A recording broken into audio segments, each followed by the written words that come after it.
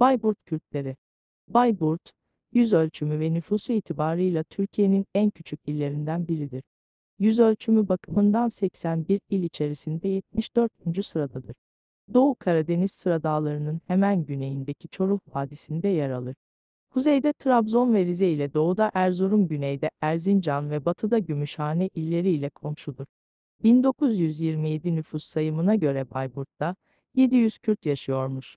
1935 yılı sayımında ise Bayburt, Gümüşhane'nin bir ilçesiydi.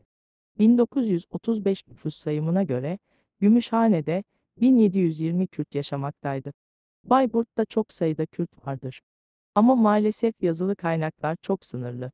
Bayburt'ta hem çok eski tarihlerden beri burada yaşayan Şeyhbızın aşiretine mensup Kürtler, hem Dersim'den sürgün edilen Alevi Kürtler ve hem Retkan, Beskan gibi Erivan muhaciri Kürtler ve hem de Rus, Osmanlı savaşlarından dolayı komşu Kürt illeri olan Erzurum, Kars ve çevrelerinden göç eden Kürtler vardır. Bayburt'taki Kürt köyleri. Niv, yeni adı Arpalı. Ergi, yeni adı Taş Ocağı. Pulurek, yeni adı Yerpınar. Kısanta, şimdi Demirözü. Niv, Ergi, Pulurek köyleri ile şimdi ilçe olan Kısanta'da yaşayan Kürtler, Retkan aşiretindenler. Ayrıca Pulurek'e komşu olan köylerde Kürt Peski aşireti yaşamaktadır. Ama köylerin isimlerini öğrenemedik. Ayrıca Nihat Öner'in Retkanlılar isimli kitabında Kısanta'ya Alevi Kürtlerin de yerleştiği yazılmaktadır.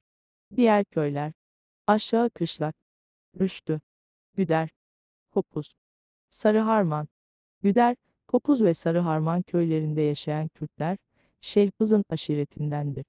Yaylalar, Yeniköy. Bu iki köy Dersim kökenli olup Zaza Kürtlerdir. Hoyt, yeni adı Kavaklı. Bu köydeki Kürtler, Kars kökenliler. Aydıntepe ilçe merkezinde Iğdır kökenli Retki aşiretinden Kürtler yaşamaktadır. Ayrıca 1710 yılı kayıtlarında Süfla-i Lori ve Lori-i Ulya isimli iki Kürt köyü görünmektedir. Süfla-i Lori, şimdiki adı Yazıbaşı'dır. Bu köyden olup, 1700'lerde Erzincan'da bir kitap yazan Ahmet Hızır Bayburdi, Kürdi mahlasını kullanmıştır. Kitap şimdi Michigan Üniversitesi kütüphanesindedir. Ahmet Hızır'ın köylüsü olan Dedepaşa namlı Şeyh Musa Baştürk, Erzincan'da Nakşi, Halidi bir silsilenin postnişinliğini yapmıştır. Bayburt, tarihinde Kürtlerin tarihi çok eskidir. Bayburt, Cumhuriyet dönemine kadar da Erzurum'a bağlıydı. Ankara Haymana Kürtlerinin büyük bir kısmı da Bayburt kökenlidir. Ayrıca meşhur kabadayı Ankaralı Kürt Cemali, yani Cemali Coşan da aslen Bayburt Kürtlerinden olup, Şeyhbızın aşiretindendir. Nuri Sesi Güzel'in yorumladığı Ankaralı Kürt Cemali ağıtı. Kaderim böyleymiş, ağlama anam. Cemal'in boyandı al kızıl kana. 4 tane yavrumu bıraktım sana. Layık midir felek bu ölüm bana? Ben ölürsem bağlatmayın başımı. Arkadaşlar diksin mezar taşımı. Bayburt'ta Kürt nüfusu çok fazladır. Ama çoğu asimile edildi. Son yıllarda DNA testleri çok yapılıyor. Bayburtluların şu ana kadar yaptıkları gen testlerinin %66'sı, Kürt Şeyhbızın aşiretinin DNA'sı ile %100 uyumlu çıkıyor. Ayrıca Nihat Öner'in İki Ciltlik Retkanlılar isimli kitabına göre, Rüştü ve Keleverek köylerinde de Retkan Kürtleri yaşamış. Şu an bu iki köyde Kürtlerin olup olmadıklarını bilmiyoruz.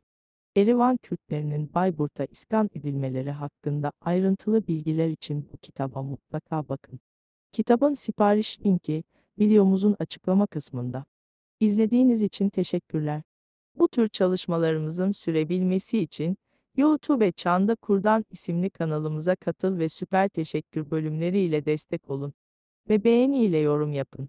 Esen kalmanız dileğiyle.